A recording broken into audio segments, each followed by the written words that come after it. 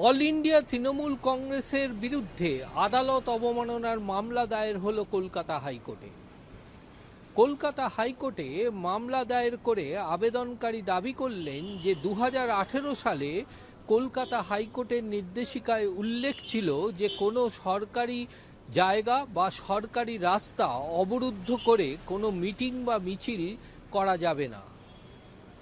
কিন্তু দেখা গেছে যে বছরের পর বছর 21শে জুলাই ধর্মতলার রাস্তা অবরুদ্ধ করে তৃণমূল কংগ্রেস মিটিং করেছে।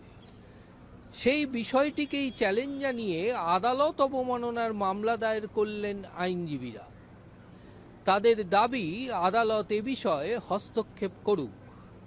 বিচারপতি অরিজিৎ বন্দ্যোপাধ্যায়ের ডিভিশন বেঞ্চে মামলা দায়েরের পর বিচারপতি নির্দেশ দিয়েছেন যে এই মামলায় সংযুক্ত অল ইন্ডিয়া তৃণমূল কংগ্রেসের সভাপতি পদে রয়েছেন মমতা বন্দ্যোপাধ্যায় এবং সাধারণ সম্পাদক পদে রয়েছেন অভিষেক বন্দ্যোপাধ্যায়।